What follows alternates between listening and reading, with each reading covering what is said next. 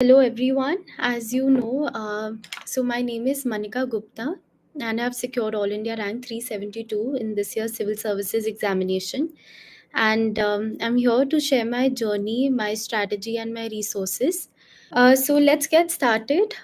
This was my fourth attempt, and my journey started in 2021. I'd given the 2020 attempt without preparation just to get a feel of the exam.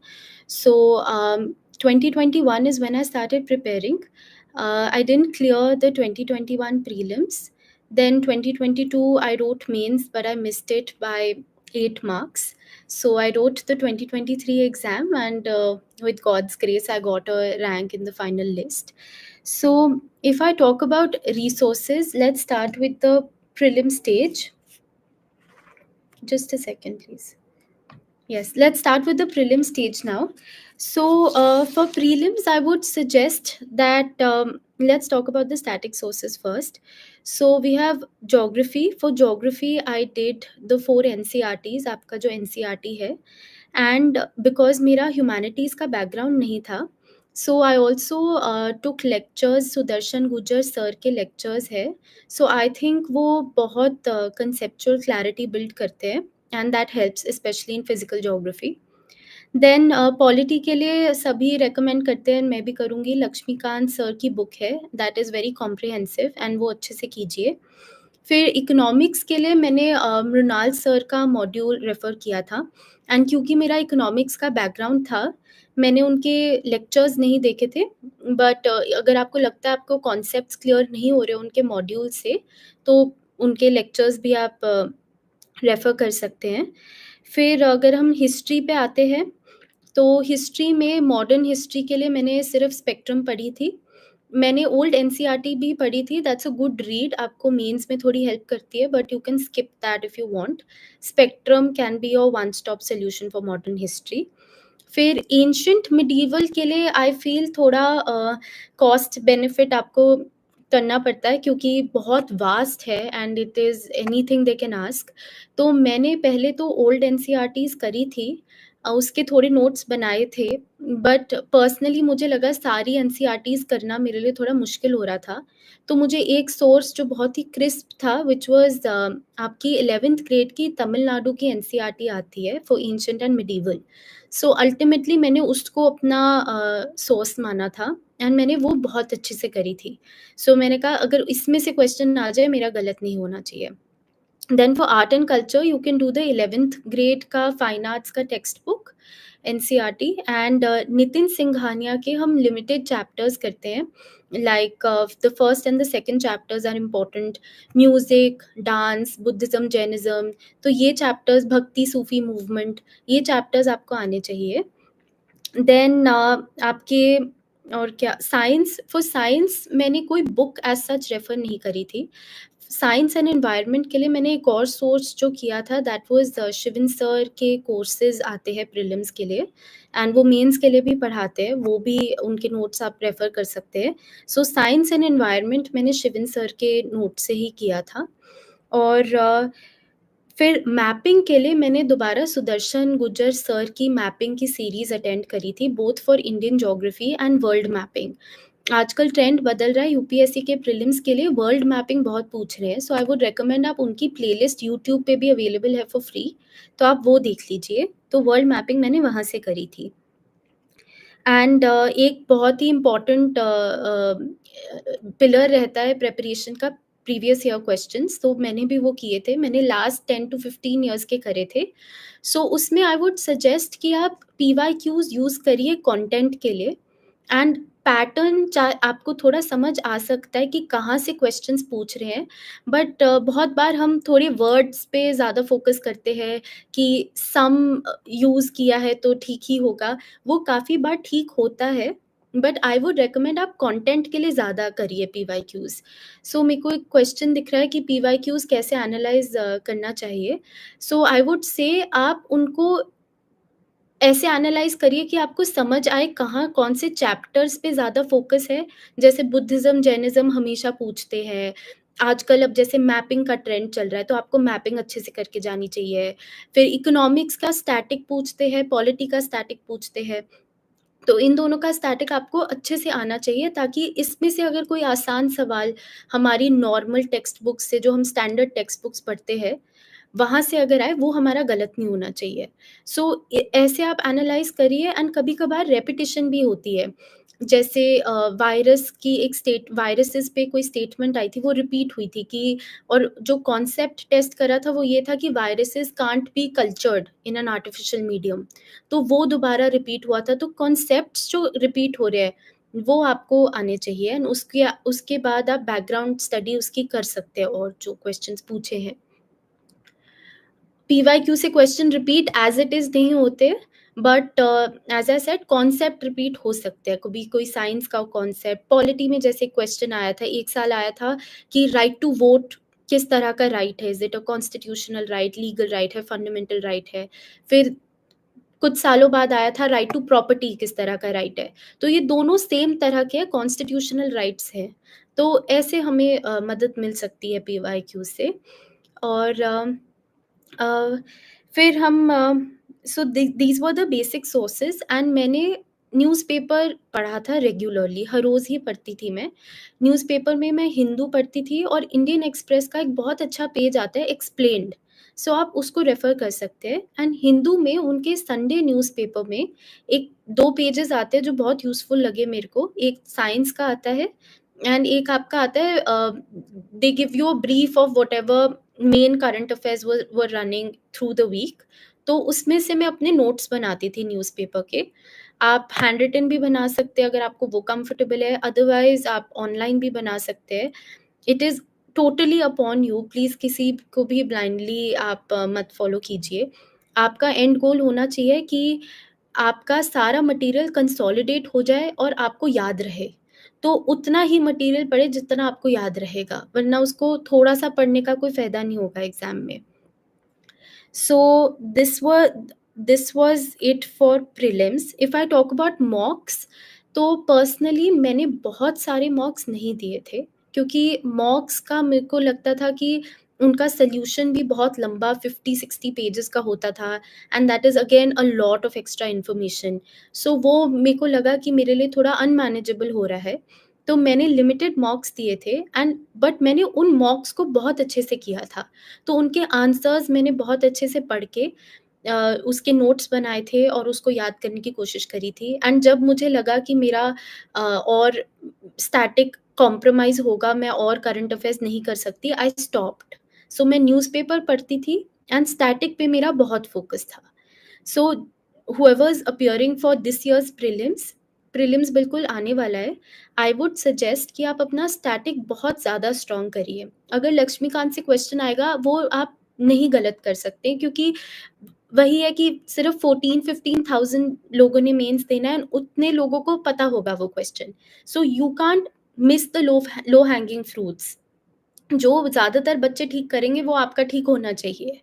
And अगर ancient medieval का कोई सवाल आपको नहीं आता, तो ज़्यादातर बच्चों को नहीं आता होगा। एंड न्यूज़पेपर एक और वे में ऐसे हेल्प मुझे करा था कि मेरे को ये कॉन्फिडेंस आ गया था कि मैंने हर रोज़ न्यूज़पेपर पढ़ा है, so I am in touch with the current affairs. तो जब मैंने पेपर देखा, और अगर मुझे लग रहा है कि मेरे को नहीं आती ये करंट अफेयर्स, तो मुझे ये कॉन्फिडेंस आता था कि नहीं, अगर मुझे नहीं आती तो मतलब पेपर शायद टफ बना है, क्योंकि रिलीजियसली मैंने न्यूज़पेपर और करंट अफेयर्स फॉलो करी है। तो that also helps you to understand कि आप उस दिन पे हॉल में कितने क्वेश्चंस अटेम्प्ट करें। आपको एक आइडिया लग जाएगा कि पेपर आसान आया है, मुश्किल आया है, क्योंकि हम बहुत बार सोचते हैं कि हमें कितना अटेम्प्ट करना चाहिए यहाँ पे। सो जैसे 2023 का प्रीलिम्स बहुत ट्रिकी था। तो जैसे ही मैंने पेपर खोला था, आई न्यू ये मुश्किल पेपर है, इसकी कट ऑफ लो जाएगी। एंड वो थोड़ी आपको एग्ज़ाम हॉल में हिम्मत भी देता है कि कुछ नहीं होता, सबके लिए मुश्किल है, तो आप अपना बेस्ट दीजिए। सो इसलिए confidence is very important on your D day, and वो तभी आएगा जब आपको अपनी स्टैटिक सोर्सेस और आपको ये कॉन्फिडेंस है कि हाँ, मैंने अच्छे से करंट अफेयर्स फॉलो करी है। So this is it for from my side. Prelims की स्ट्रैटेजी मेरी ये थी। एंड फिर अगर हम मेंस पे आते हैं, मेंस में GS1 में सोसाइटी के लिए मैंने एड सारथी का मटेरियल यूज़ किया था। उनका स्टैटिक सोसाइटी के नोट्स मैंने रेफ़र करे थे एंड करंट अफेयर्स के लिए मैंने राउज़ की मैगज़ीन देखी थी। सो जस्ट अ डिस्क्लेमर, मैंने कोचिंग ऐसे एज़ सच कहीं से नहीं ली है as a foundation batch student, but मैंने डिफरेंट डिफरेंट कोचिंग्स के डिफरेंट रिसोर्सेज यूज़ किए हैं डिफरेंट सब्जेक्ट्स के लिए। So I will just tell you that history के लिए मैंने कुछ एक्स्ट्रा नहीं करा था फॉर मेंस। मैंने स्पेक्ट्रम ही पढ़ी थी एंड मैंने दोबारा तमिलनाडु की एनसीईआरटी पढ़ी थी फॉर एंशिएंट, अगर उसमें से क्वेश्चन आता है। देन ज्योग्राफी के लिए बहुत लोग कहते हैं कि चारों एनसीईआरटीज इनफ है। इट इज़ इनफ, बट मुझे थोड़ी सी आंसर राइटिंग में दिक्कत आ रही थी क्योंकि मैं इतनी वेल वर्स्ड नहीं थी ज्योग्राफी की लैंग्वेज के साथ। तो मैंने फोरम आईएएस की एक रेड बुक आती है ज्योग्राफी की, मैंने वो भी रेफ़र करी थी एंड मेंस में ज्योग्राफी के थोड़े एक्स्ट्रा टॉपिक्स होते तो मेरे वो वहाँ से कवर हो गए थे। Then if we talk about world history, again मैंने फोरम आईएएस की रेड बुक रेफ़र करी थी, बट उसको मैंने बहुत डिटेल में नहीं पढ़ा था क्योंकि पता होता है कि सिर्फ 1 या 2 क्वेश्चंस आते हैं, तो आपको हर टॉपिक का थोड़ा-थोड़ा आइडिया ले लेना चाहिए, ताकि बिल्कुल ब्लैंक ना हो आप वर्ल्ड हिस्ट्री के क्वेश्चन में। देन जीएस 2 पे आते हैं। फॉर जीएस 2 पॉलिटी मेरा लॉ ऑप्शनल है, तो मेरे को थोड़ी हेल्प वहाँ से मिली थी, बट पॉलिटी का एक स्टैटिक सोर्स जो मैंने देखा था और मुझे पसंद भी आया था, दैट वाज अगेन एड सारथी का मटेरियल, तो आप वो देख सकते हैं। एंड गवर्नेंस के लिए मैंने विजन आईएएस का मटेरियल यूज़ किया था, और इंटरनेशनल रिलेशंस के लिए मैंने आज तक कोई मटेरियल नहीं देखा था, it was only current affairs. तो जो भी कंट्रीज़ इन न्यूज़ में है, अब जैसे इंडिया मालदीव्स रिलेशंस इंपॉर्टेंट बन जाते हैं, इंडिया और पैसिफिक आइलैंड कंट्रीज़ के रिलेशन इंपॉर्टेंट बन जाते हैं, both for prelims and mains. So इस साल के प्रीलिम्स में आपको पैसिफिक आइलैंड कंट्रीज़ की मैपिंग कर लेनी चाहिए, या ऐसी कंट्रीज़ जो न्यूज़ में है और इंडिया के साथ उनके संबंध अच्छे हो रहे हैं या बिगड़ रहे हैं, उनकी मैपिंग, उनके रिलेशंस, उनका history. So international relations was all current affairs based for me. Then आप फॉर जीएस 3 मैंने इकोनॉमिक्स तो अगेन मृणाल सर का मॉड्यूल ही किया था, बट फॉर अदर सोर्सेज मैंने पिछले अटेम्प्ट में बहुत सारे सोर्सेज यूज़ किए थे, बट आई रियलाइज कि एक सोर्स और कॉम्प्रिहेंसिव सोर्स इज़ बेटर। तो आप शिवन सर का जीएस 3 का मॉड्यूल रेफ़र कर सकते हैं।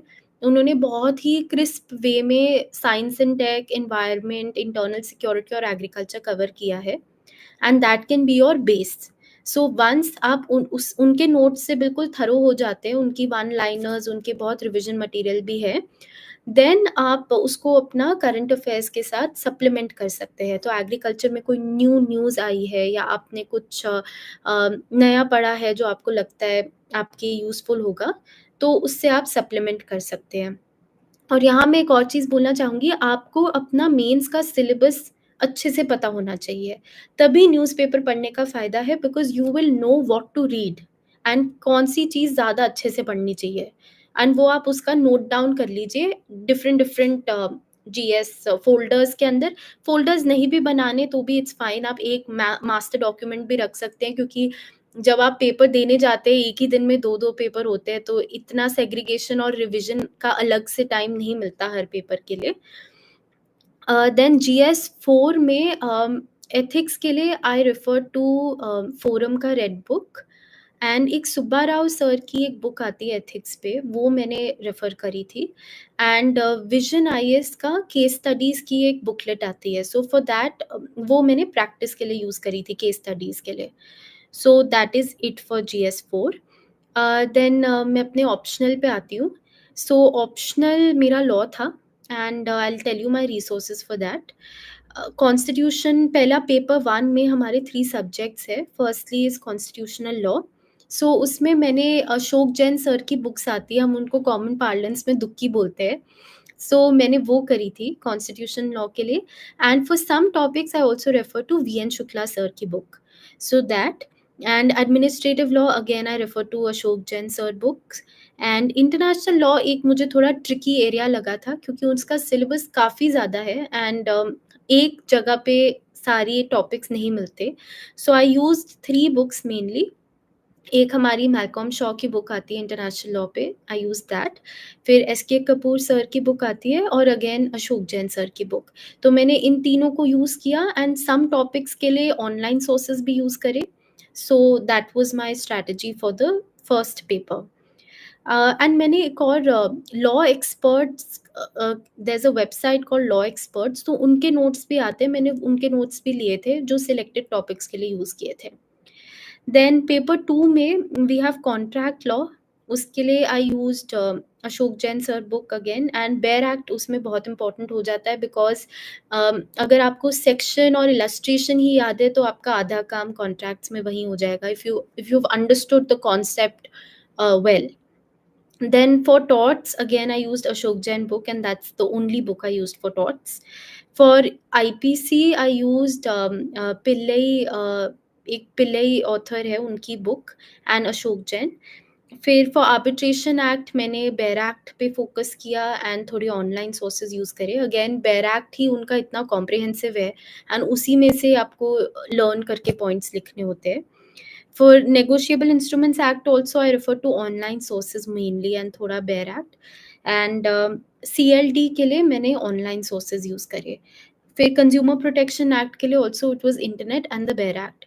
So one thing that I did for almost every paper in law was that I focused on live law. So I kept myself up to date कि कोई new important judgment या कोई new important development हो रही है law में.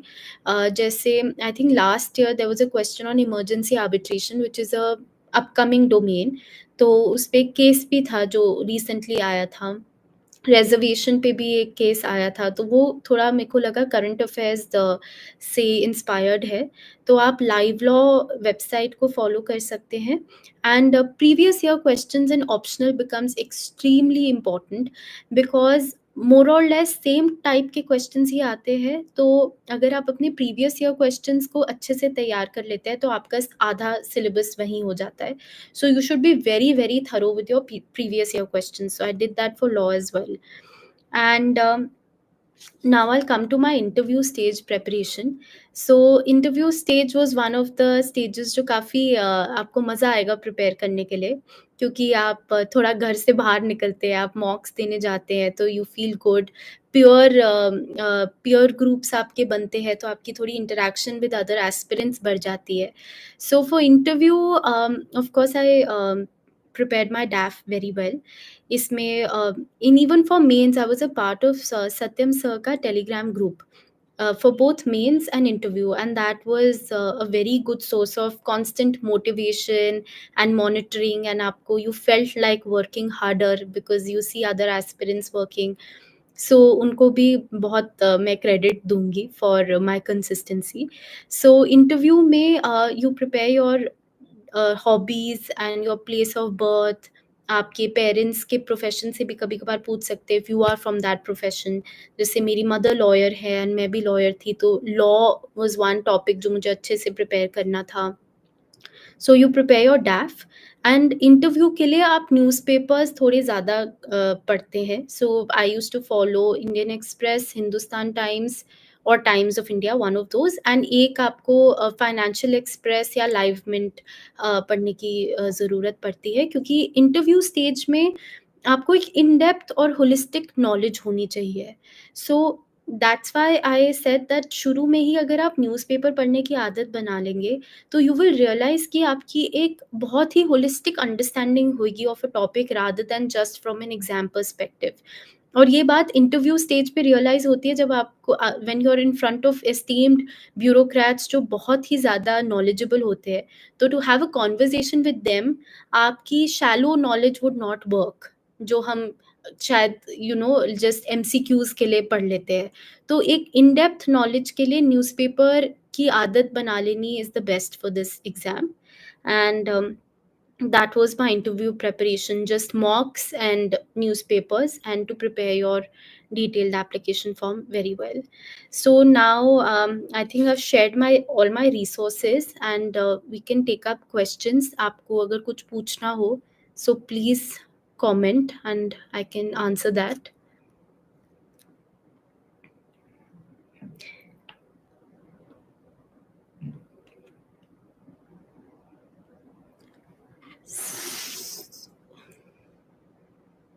सो मुझे ये क्वेश्चन आ रहे हैं मोटिवेशन कैसे मेंटेन करें. It's a very long journey and there is no denying that fact, बहुत साल, 1, 2, 3 साल तो सबको ही लग जाते हैं। सो मोटिवेशन आपकी इनफैक्ट बहुत क्लियर होनी चाहिए कि आप क्यों दे रहे हैं ये पेपर। क्योंकि जब इतना कॉम्पिटिशन हो किसी पेपर में एंड इतनी अ, ज आपके मोस्टली फ्रेंड्स कहीं न कहीं काम कर रहे होंगे और आप घर पे बैठ के जब पढ़ रहे होते हैं, तो आपकी मोटिवेशन आपका गोल ही होना चाहिए। It the nothing else. आप